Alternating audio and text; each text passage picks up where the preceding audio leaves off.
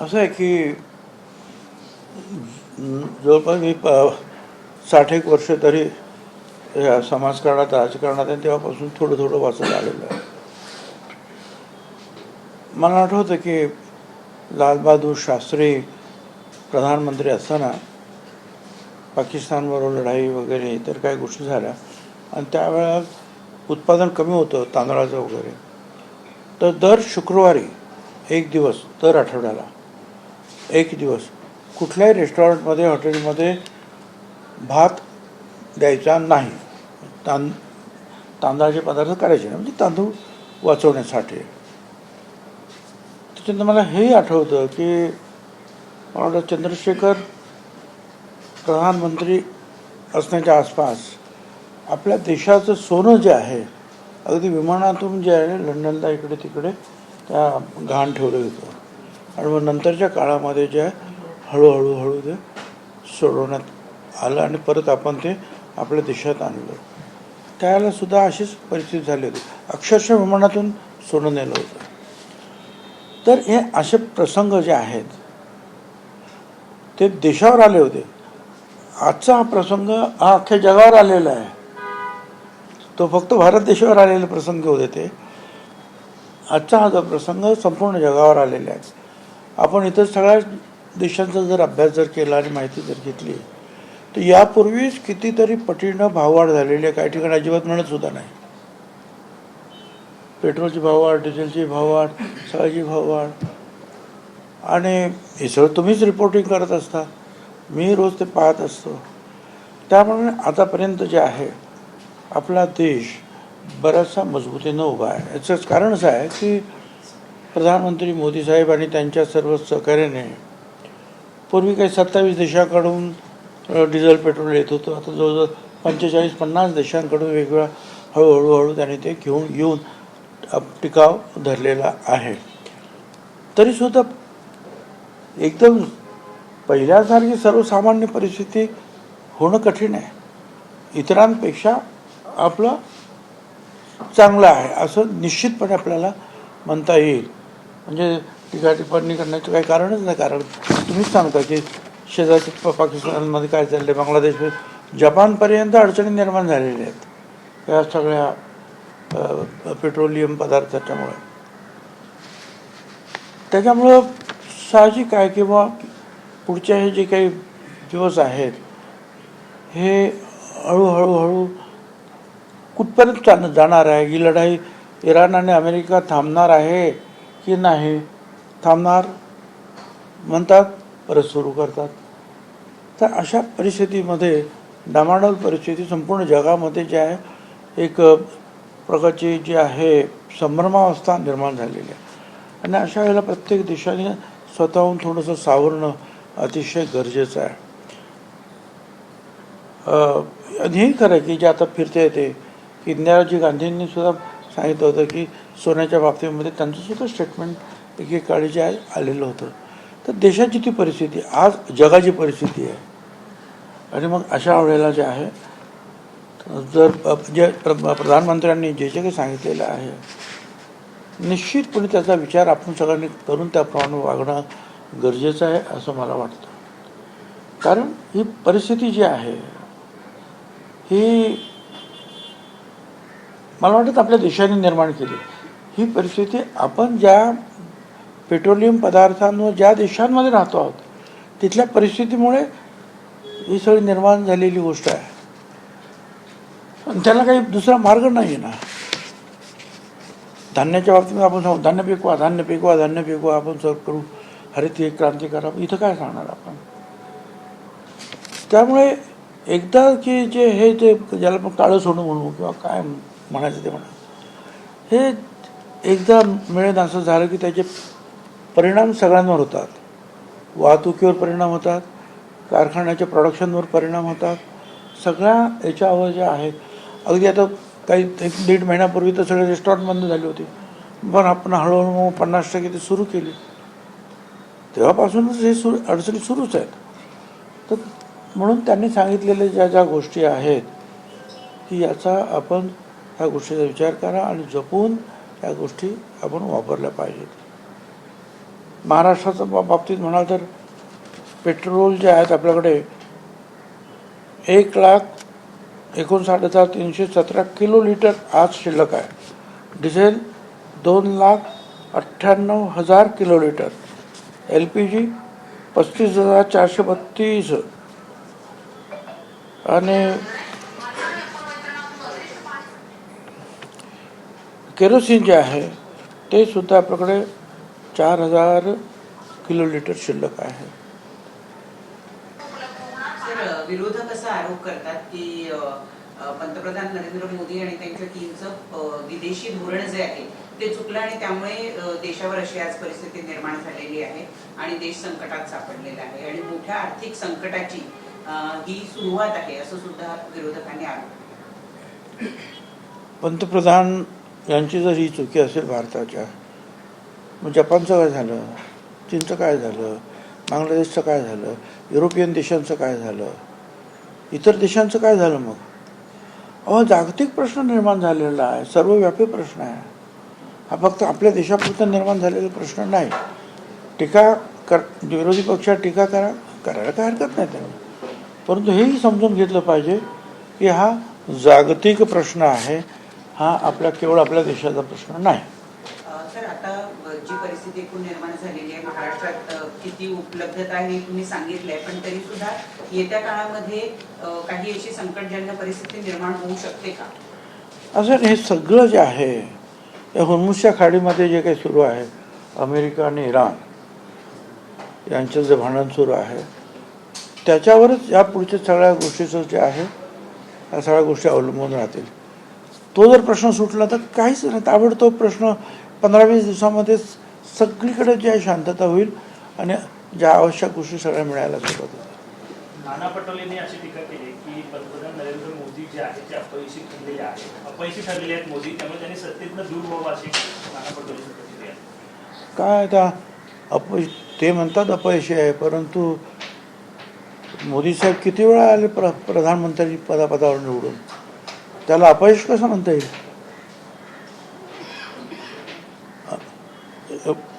3 वेळा प्रधानमंत्री होत आहेत, त्याला अपयश कसं काय म्हणणार तुम्ही? आणि इतर ठिकाणी सुद्धा त्यांना विजय मिळतातच आहेत, त्यांना अपयश होणार.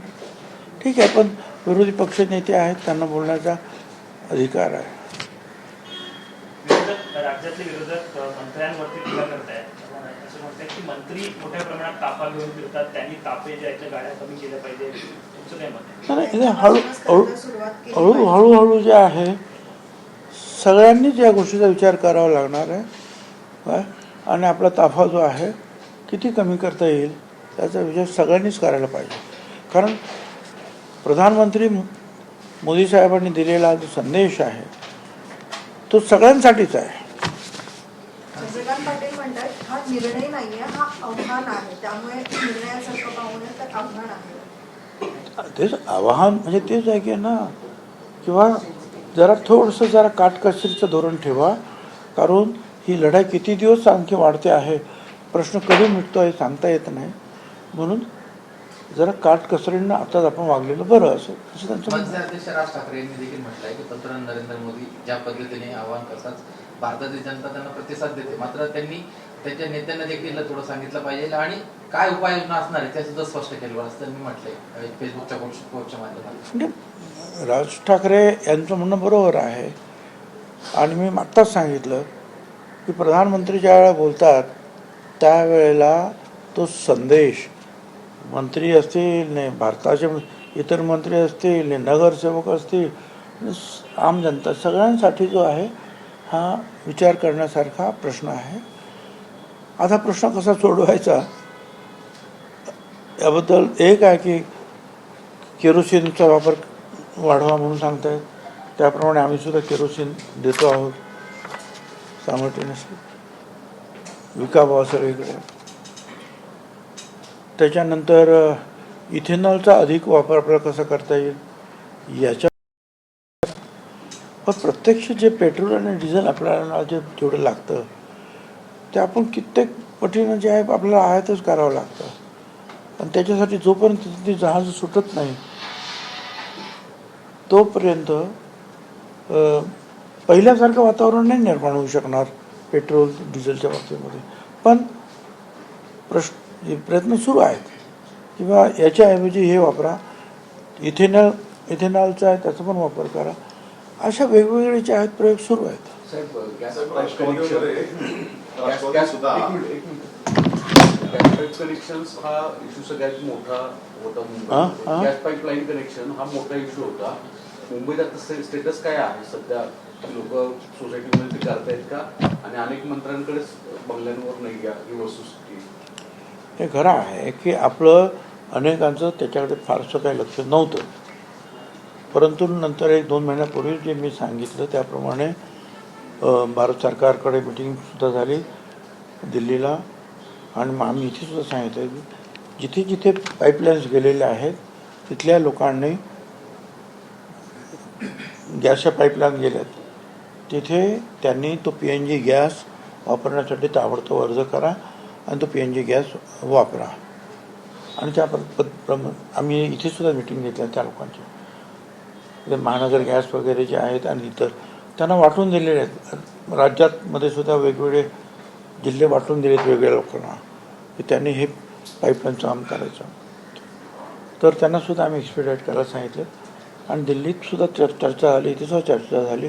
लहानसहानच्या काही परमिशन्स लागायच्या, शेजारच्या इमारतीची परवानगी लागायची, त्यांनी सांगितली कोणाची परवानगीची गरज नाही. त्या लोकांना वाटायचं की आमचा गॅस कमी होईल. असं गॅस कमी होत नाही. जसं इलेक्ट्रिसिटी जी आहे ती कमी जास्त होत असते आपोआपच. कोणी जास्त वापरतं, कोणी कमी वापरतं. त्याचा दुसऱ्याने जास्त वापर म्हणून का आपलं काही कमी होतं अशातला भाग होत नाही. तसं गॅसचं सुद्धा जे आहे आणि महानगरपालिकेने जे आहे या बाबतीमध्ये ताबडतोब परवानग्या दिल्या पाहिजेत अशा पद्धतीचे निर्णय झालेले आहेत. त्यामुळे एक आहे की तुम्ही म्हणता त्याप्रमाणे मलबार हिल राजभवनपर्यंत लोकभवन तिथे पाईपलाईन गेलेली आहे, परंतु वरच्या बाजूला जे आहे पाईपलाईन नव्हती. मी त्या दिवशी मीटिंगमध्ये त्यांना सांगितलं की जे सरकारी अधिकारी आहेत, जे मंत्र्यांचे बंगले आहेत, तिथे सुद्धा जे आहे पाईपलाईन गेली पाहिजे आणि PNGची गॅस त्यांनी सुद्धा वापरला पाहिजे. मग ते काम सुरू झालेलं आहे आता. साहेब, राष्ट्रवादीच्या पत्राचा वाद परत एकदा चर्चेचा विषय झालेला आहे. प्रफुल्ल पटेल यांची नियुक्ती कार्याध्यक्ष राष्ट्रीय स्तरावरची आहे का नाही याच्यावरून परत एकदा दुसऱ्या जे पत्र इलेक्शन कमिशनकडे सुनेत्र पवारने दिलं त्यामध्ये उल्लेख नाही आहे. इव्हन जे पत्र समोर आले त्याच्यामध्ये तुमच्याही पहिल्या पत्रामध्ये उल्लेख होतो, तुमच्या पदाचा उल्लेख आता दुसऱ्या पत्रामध्ये दिसत नाही. काय खरं आहे? म्हणजे ते मला पाहावं लागेल. आणि अशा काही ज्या गोष्टी असेल त्या आम्ही त्या मीडियामध्ये चर्चा करू इच्छित नाही. वहिनींनी त्यावरती एक ट्विट पण रात्री उशिरा केलं की ते क्लिअरिकल मिस्टेक आहे, पण अशा ठीक पद्धतीची आहे. 2 वेळा मिस्टेक होणार तर वहिनींना काही वेगळं संदेश द्यायचा आहे नाही, का? मी ते काय ऐकलं नाही, ते तुम्ही त्यांना विचारा. परंतु ज्या गोष्टी पक्षांतर्गत आहेत त्याच्यावर मी चर्चा करणं, कमेंट करणं हे बरोबर नाही. पण वारंवार पक्षाचे इंटरनल, कारण हे केंद्रीय निवडणूक आयोगाला दिलेलं पत्र आहे, मागच्या वेळेलाही ते पत्र बाहेर आलं होतं, यावेळेलाही ते पत्र बाहेर आलंय. घरचाच कोणी भेदी आहे का जी पत्र बाहेर काढली? कारण या बातम्या यायला कारण ही पत्र आहेत, म्हणजे पत्र जी इंटरनल पत्र आहेत ती बाहेर कशी काय येत?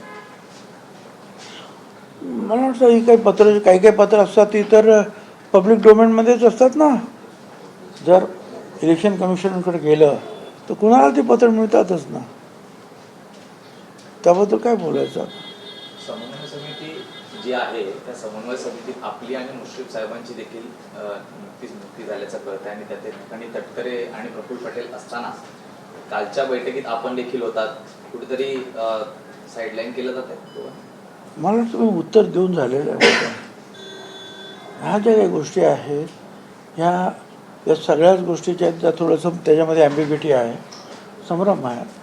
आणि जे काय तो संभ्रम असेल किंवा नसेल त्याची चर्चा पक्षामध्ये होईल, मीडियामध्ये नाही. सर, राष्ट्रवादीमधल्या अंतर्गत नेत्यांचा वाद हा सर्वांच्या स्पर्धेच्या चर्चेचा विषय असा होतोय की एका बाजूला वारंवार पत्र पाठवताना नावं चुकून देणं, त्याची पद्धत देणं ही जनरल मिस्टेक नाही का? तुम्ही इतकं राजकारण इतके वर्षाचं पाहताय, त्यावेळेस केंद्रीय निवडणूक आयोगाकडे आपण काही पत्र पाठवतो, अशा ठिकाणी असं त्रुटी होणार. मग नाही पण होतंय हे वस्तुस्थिती आहे. ठीक आहे, तुम्ही जे बोलला ते मी पक्षाच्या मीटिंगमध्ये बोलेन. सर तुम्ही आता उत्तर दिलं मी तुम्हाला. एक 2 मिनिटं सर, आता रॉकेल ज्या पद्धतीने तुम्ही म्हटला रॉकेलचा वापर करा, त्या पद्धतीने पुरवठा देखील म्हणजे पूर्ण देणार. यामध्ये आता घोटाळाबाज सुद्धा समोर घोटाळे करणारे म्हणजे जे दलाल आहेत ते मोठ्या प्रमाणात राखेलचा डिस्पेन्स करतील असं वाटतं. त्यावर नजर राहील का विभागाच्या आपल्या? हे पाय, जर तर याच्यावर मी उत्तर देऊ शकणार नाही. ॲब्रोटेक्सचे प्रश्न असं झालं तर तसं काय होईल. तूर्त हा भाग काय आहे की ही जी साखळी जी आहे त्या बंद झालेल्या आहेत. म्हणजे एखाद्या गोष्टीची जी साखळी असते पुरवठादारांची, तर मध्यंतरीच्या काळामध्ये 10-12 वर्ष आपल्याला रॉकेलच बंद, केरोसिन बंद असल्यामुळे ती मुख्य विक्रेते, त्याच्यानंतर त्याच्या खाली जे आहे सबविक्रेते वगैरे वगैरे, ही साखळीच तुटलेली आहे. ती पुन्हा निर्माण करण्यासाठी वेळ लागतो आहे, पण ती होते आहे. नीट परीक्षा ही घेतली 3 मेला, ती रद्द झालेली आहे. नीट परीक्षा तर ती पुन्हा घेण्यात येणार आहे. त्यावरती विरोधक आता निशाणा साधते सरकारवरती. मग ठीक आहे, जी कन्सर्न मंत्री जे असतील ते त्याच्यावर बोलतील.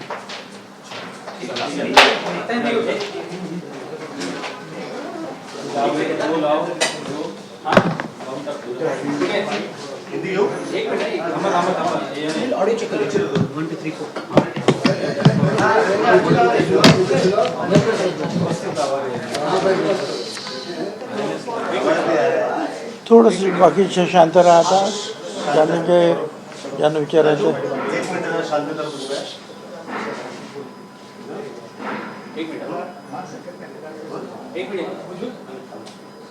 सर 2 मिनिटं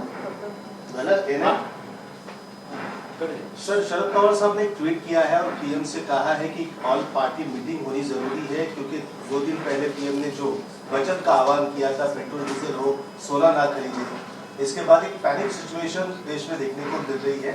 और उन्होंने ये भी कहा है कि आप अर्थतज्ञ लोगों से मिलिए, इंडस्ट्रीज लोगों से मिलिए और बात कीजिए, और ये सब कुछ जल्द होना बहुत जरूरी है. आपका क्या कहना है?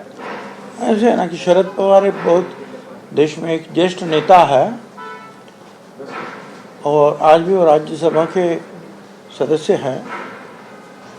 तो उन्होंने जो भी सूचनाएं रखी है कि मीटिंग बुलाओ, सबको बोलो क्या हो रहा है, क्या कमी है, क्या ज़्यादा है, तो उनकी वो सूचना है. और उसका जो विचार विमर्श जो है वो दिल्ली में जो है सब बैठे हुए सरकार करेंगे, वो उनके लिए है. और जो सरकार के बाहर के जो नेता है उनका तो काम है कि भाई सबको ये बताओ, सबको विश्वास में ले लो जो कहा है उन्होंने. अब उसका जो भी उसके ऊपर जो भी कुछ करना है वो देखेंगे, बातचीत करेंगे. आप सीनियर मंत्री, वरिष्ठ नेता, आपको लगता है कि ये मीटिंग होनी जरूरी है ऑल पार्टी? भाई मैं जो है वरिष्ठ नेता आप बोल रहे हैं, मैं इतना वरिष्ठ नेता नहीं हूँ कि दिल्ली में जो है ये सारे बड़े बड़े लोगों के साथ मुझे बुलाएगा कोई. ऐसे आज तक तो परिस्थिति नहीं है, तो मैं उसके ऊपर क्या जवाब दूँ. सर, प्रधानमंत्री ने जिस तरह से 24 घंटे में 2 बार लोगों से गुजारिश की है, कह सकते अपील की है कि सोना ना खरीदे, पेट्रोल डीजल का इस्तेमाल ना करें, उनके इस बयान को कैसे देखते हैं? जिस प्रकार से खुल के लगातार प्रधानमंत्री 24 घंटे में 2 बार करता है आह्वान करते लोगों से, क्या स्थिति? बिल्कुल, देखिए इसके पहले भी जो है ये सिर्फ आज ऐसे सवाल खड़े हुए ऐसी बात तो नहीं है. आज मैं करीबन जो 60 साल से जो है सामाजिक सेवा में या राजकीय जो है पॉलिटिक्स में हूँ. मुझे याद है कि पाकिस्तान के साथ लड़ाई शुरू हो गई थी और हमारे जो प्रधानमंत्री तब के स्वर्गीय लाल बहादुर शास्त्री, उन्होंने कहा था कि हर शुक्रवार को जो है किसी भी रेस्टोरेंट होटल में जो है चावल नहीं दिया जाएगा, क्योंकि चावल की कमी थी. मुझे ये भी याद है करीबन चंद्रशेखर जी प्रधानमंत्री थे उस समय, हवाई जहाज़ों से हमारा जो सोना है वो लंदन के बैंक में जो है गिरवी रखा गया था और बाद में उसको लाया गया है। तो ऐसी जो घटनाएं जो है परिस्थिति होती है तभी ये होता है, उसके बाद में भी उसमें सुधार होता है।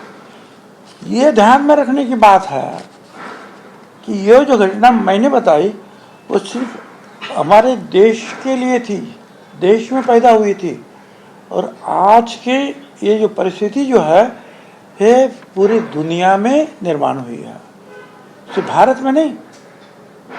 जापान में है, पाकिस्तान में है, बांग्लादेश में है, चाहे चाइना, यूरोप, सब जगह जो है ये परिस्थिति निर्माण हुई है। हमारे से भी बदतर परिस्थिति जो है बहुत सारी जगह पर, बहुत सारे देशों में निर्माण हुई है। और इसका पूरा कारण आपको पता है कि जो अमेरिका, ईरान, इसराइल की जो लड़ाई है जो शुरू है, और उससे जो है जो जहाज जो है आना, उसकी आवाजाही जो है वो बंद है। यही कारण है। जिस दिन वो सब मामला ख़त्म हो जाएगा 15 दिन में पूरे दुनिया में जो है सारी बातें जो है, ये जो सवाल जो है हल हो जाएगा। तो अब ये कब होगा ये किसको नहीं मालूम। बार बार ऐसे आप ही बताते कि आज उन्होंने बोला कि हाँ हो गया, हमारा समिट हो गया है, ख़त्म हो गया है, फिर आता है कि नहीं हुआ है, फिर लड़ाई शुरू, अब फिर से जहाज अटके हुए हैं। तो ऐसी परिस्थिति में जो है सारी दुनिया संकट में है, मगर इस देश में मोदी साहब ने और उनके जो सारे मंत्री, पहले कुछ 26-27 देशों से ये पेट्रोलियम के जो पदार्थ यहाँ आते थे, अभी 40-45 से भी ज़्यादा देशों से वो जमा कर रहे हैं। तभी हमारे पास इतनी जो है किल्लत नहीं हुई। जो किल्लत कमियाँ दूसरे देशों में हुई उसके सामने हमारे कम हुई है। फिर भी जो है थोड़ा परिणाम तो होना बिल्कुल होना ही है, वो उसको कोई रोक सकता नहीं, क्योंकि ये देश में पैदा नहीं हुई, ये अंतर्देशीय समस्या है। तो ऐसे समस्या का सामने जो है हमको चाहिए कि कुछ बातें जो है हम जो है जो प्रधानमंत्री ने कही कि भाई इन वस्तुओं का इस्तेमाल संभाल के कीजिए, मैं समझता बहुत वाजिब है। सर, जिस तरह से प्रधानमंत्री ने आह्वान किया है कि ईंधन का, फ्यूल का जो है बचत संभाल कर कीजिए, और इसी बात को लेकर अपोजिशन लगातार जो है पीएम मोदी को टारगेट करता रहा है। अपोजिशन के कई लीडर हैं जिन्होंने पीएम मोदी को पत्र लिखा है कि आप एक तरफ बचत करने की बात करते हैं, दूसरी तरफ आप विदेश यात्रा करते हैं, कॉन्वो में घूमते हैं, रोड शोज करते हैं। क्या कहना चाहेंगे, कैसे देखते हैं इसमें? भाई मैंने अभी कहा ऐसे कुछ सवालात रहते हैं अंतर्राष्ट्रीय, जैसे मैंने कहा पहले 27 देशों में से आता था पेट्रोलियम, अब 45 देशों में से आता है। अगर ऐसी कुछ बात निर्माण होती है और दूसरे देशों से कुछ हमारा जो व्यवहार रोज का है, उद्योग का, आवाजाही जो है, हमारा माल उधर जावे, उधर का जो माल जो सामान यहाँ आवे, तो उसके लिए जाना तो होगा भाई। मगर मैं जो है विरोधी पक्ष के नेता को जो है उनके ऊपर कोई टोकना नहीं चाहता हूँ, उनका काम ही है, क्योंकि वो विरोधी पक्ष के नेता है तो उनको तो बोलना ही चाहिए। सर, एनसीपी के राष्ट्रीय कार्यकारिणी की लिस्ट में से अभी भी जो है वरिष्ठ नेताओं के नाम जो है नहीं दिख रहे, जिसे लेकर जैसे प्रफुल्ल पटेल हो गए, सुनील तटकरे जी हो गए, पहले भी ऐसा उनके साथ हुआ था, क्या कहना चाहेंगे इसमें? देखो, मैं ऐसी जो बातें जो हमारी पार्टी की बातें हैं, अंदरूनी बातें,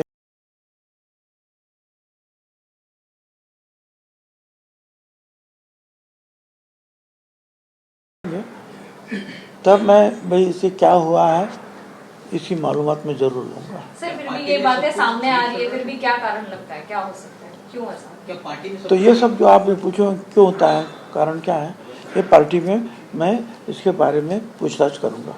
उप मुख्यमंत्री सुमित्रा पवार जी ने कल रात को 1:05 पे ट्वीट करके कहा है कि ये प्रिंटिंग मिस्टेक है, ये टाइपिंग मिस्टेक है, प्रिंटिंग मिस्टेक है, इसे सुधारा जाएगा। तो हो सकता है ना। अब मेरी वो जो है प्रमुख है, नेता है, अध्यक्ष है, उन्होंने जो कहा उसके ऊपर मैं कमेंट नहीं कर सकता ना।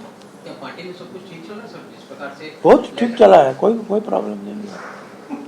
सर एक और क्वेश्चन जानना चाहिए, जिस प्रकार से प्रधानमंत्री ने फ्यूल की बात की है, अब कई राज्यों के मंत्री कहे या मुख्यमंत्री जिस प्रकार से इलेक्ट्रिक व्हीकल का इस्तेमाल कर रहे हैं, क्या महाराष्ट्र में भी मंत्री जो है इलेक्ट्रिक व्हीकल का इस्तेमाल करने से ताकि उससे फ्यूल बचे?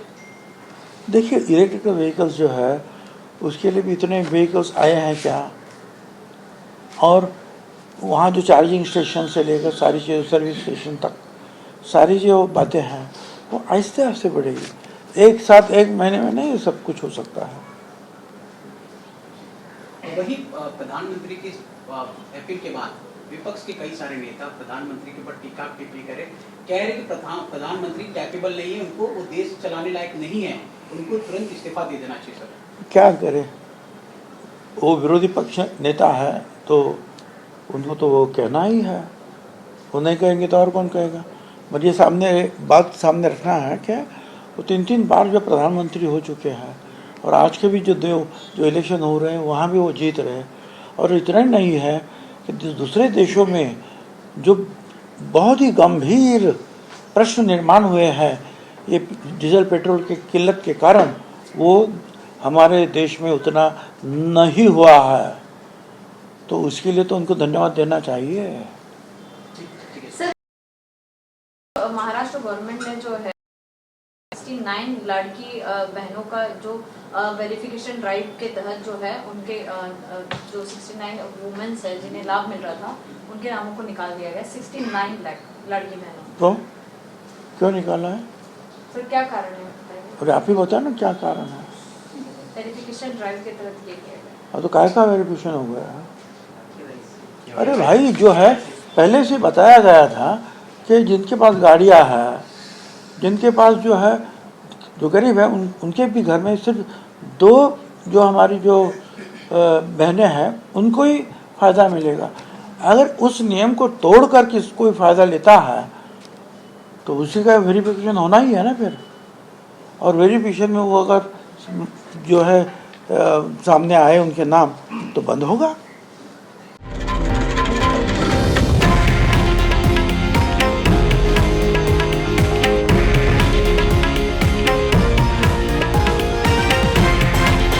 हे आहे देशातील नंबर 1 न्यूज नेटवर्क आणि आपण पाहत आहात TV9 मराठी, एकमेव।